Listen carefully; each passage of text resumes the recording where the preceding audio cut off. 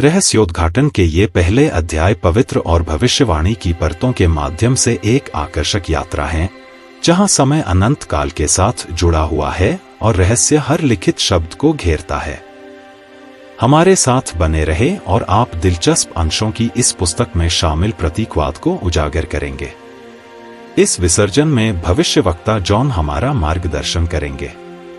इस प्रकार जॉन ने जब पटमोस द्वीप पर निर्वासित किया गया था तब जो सपना देखा था, उसके बवंडर में वह भविष्य की रहस्यमय गहराइयों में डूब जाता है। एक तेज आवाज गूंजती है, ध्यान आकर्षित करने के लिए चिल्लाती है, और वह 7 सुनहरे कैंडेलब्रा और एक शानदार आकृति का गवाह बनता है, मनुष्य का पुत्र। अपने दाहिने हाथ में वह 7 सितारे रखते हैं, जो चर्चों के प्रतीक हैं जो प्रकट होंगे। जॉन चकित होकर उस दिव्यता के चरणों में गिर जाता है, जो स्वयं को अल्फा और ओमेगा, शुरुआत और अंत के रूप में पहचानता है। इस दर्शन का वर्णन करने वाला विशिष्ट मार्ग प्रकाशित वाक्य अध्याय 1 छंद 9 से 20 में है। यीशु ने अपने दाहिने हाथ में जिन 7 सितारों को धारण किया है, उन्हें भी रहस्योद्घाटन अध्याय 1 छंद में 7 चर्चों के स्वर्गदूतों का प्रतिनिधित्व करते हुए स्वयं द्वारा समझाया गया है। 20 हालांकि इस बात की अलग अलग व्याख्याएं हैं कि वास्तव में ये स्वर्गदूत कौन हैं। कई लोग उन्हें चर्च के बुजुर्गों या नेताओं का प्रतिनिधित्व करने के लिए समझते हैं। निरंतरता में जॉन 7 सुनहरे दीवटों के बीच में जो आकृति देखता है, वह 7 मंडलियां हैं, जिन्हें जॉन प्रकाशित वाक्य की पुस्तक को संबोधित करता है, जिसे स्वयं यीशु मसीह के रूप में पहचाना जाता है। वह स्वयं को प्रथम और अंतिम के रूप में प्रस्तुत करता है। मैं मर गया था, परंतु देखो, मैं युगानुयुग जीवित हूं। प्रकाशित वाक्य 1 पद 17 और 18। ये कथन यीशु की दिव्यता, अनंत काल और मृत्यु पर विजय पर जोर देते हैं। इसलिए ये पहले अध्याय एक प्रभावशाली प्रारंभिक दृष्टि प्रस्तुत करते हैं, जो भविष्य के रहस्योद्घाटन और उनके पीछे दैवीय प्राधिकरण के लिए मंच तैयार करता है। इस आध्यात्मिक दुनिया में जॉन को एक पारलौकिक मिशन सौंपा गया है, एशिया माइनर के 7 चर्चों या मंडलियों को पत्र लिखना, उनके गुणों को प्रकट करना और रहस्यमय दर्शन और प्रतीकों में निहित दिव्य संदेश को प्रसारित करना।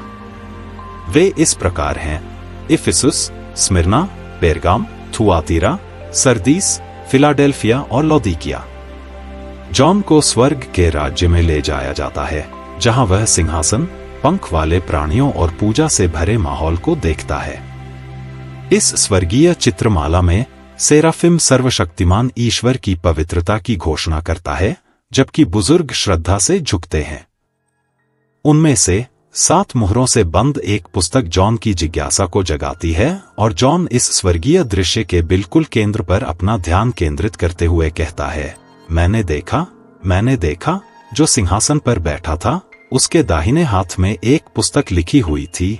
अंदर और पीछे 7 मुहरों से कसकर बंद किया गया, और मैंने एक मजबूत स्वर्गदूत को ऊंचे स्वर से यह कहते देखा, पुस्तक को खोलने और उसकी मुहर खोलने के योग्य कौन है, परंतु न स्वर्ग में, न पृथ्वी पर, न पृथ्वी के नीचे कोई था, जो उस पुस्तक को खोलकर उस पर दृष्टि डाल सके। और मैं बहुत रोने लगा, क्योंकि कोई उस पुस्तक के खोलने या उस पर दृष्टि डालने के योग्य न पाया गया। यह प्रकाशित वाक्य अध्याय 5 श्लोक 1 से 4। लेकिन इसे खोलने और इसकी सामग्री को प्रकट करने के योग्य कौन होगा? हाँ, कोई है जो रोल खोलने में सक्षम है। यूहन्ना प्रकाशित वाक्य अध्याय 5 पद 5 में रिपोर्ट करता है, परंतु प्राचीनों में से एक ने मुझसे कहा, रोना बंद करो। देख, वह सिंह जो यहूदा के गोत्र का है और दाऊद का मूल है, जयवंत हो गया है। पुस्तक और उसकी 7 मुहरें। परमेश्वर के लोगों का शाही वंश यहूदा से आया, जिसकी शुरुआत दाऊद से हुई। बेबीलोनियों द्वारा उस शहर को नष्ट करने तक यरूशलेम में शासन करने वाले सभी राजा यहूदा के वंशज थे, लेकिन उनमें से कोई भी शीलो नहीं था जिसकी भविष्यवाणी याकूब ने की थी, जिसका अर्थ है जिसका अधिकार है। भविष्यवाणी के अर्थ में यह नाम यीशु की ओर इशारा करता है, वही जिसका अब डेविड साम्राज्य स्थायी रूप से है।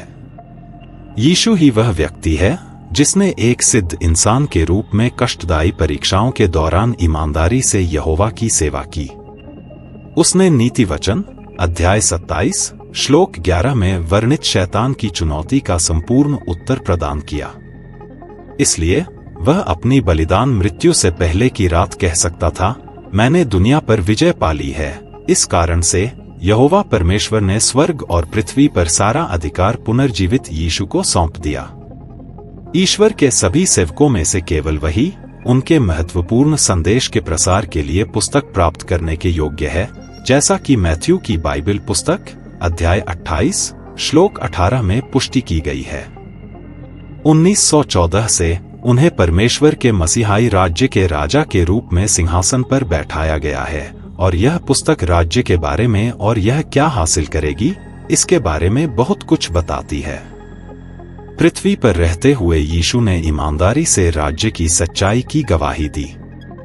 उन्होंने अपने अनुयायियों को मैथ्यू अध्याय 6 छंद 9 और 10 में राज्य के आगमन के लिए प्रार्थना करना सिखाया और ईसाई युग की शुरुआत में राज्य की खुशखबरी का प्रचार करना शुरू किया और भविष्यवाणी की कि इस उपदेश कार्य की समाप्ति समय के दौरान होगी।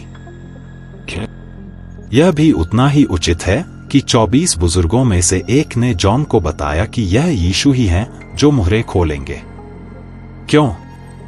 क्योंकि ये बुजुर्ग सिंहासन पर बैठते हैं और मुकुट पहनते हैं, क्योंकि वे मसीह के साथ उसके राज्य में संयुक्त उत्तराधिकारी हैं।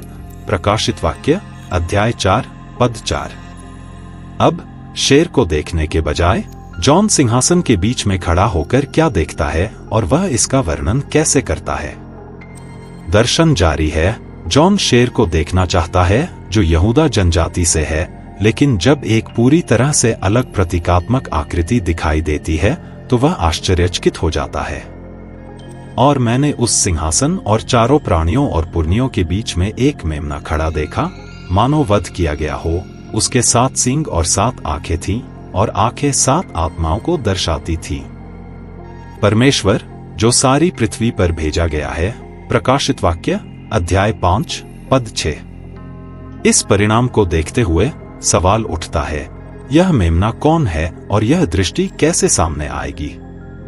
यह रहस्योद्घाटन की पुस्तक की आगामी वीडियो निरंतरता का विषय होगा, जहां हम दिव्य मार्गदर्शन के माध्यम से भगवान के शब्द में अनुसंधान के आधार पर इस प्रतीकवाद का अनावरण करेंगे। अगर आपको वीडियो पसंद आया तो नए वीडियो की सूचनाएं पाने के लिए चैनल को सब्सक्राइब करें। अपना लाइक और कमेंट करें, यह हमारे लिए बहुत महत्वपूर्ण है। शांति और भगवान का आशीर्वाद आपके साथ रहे।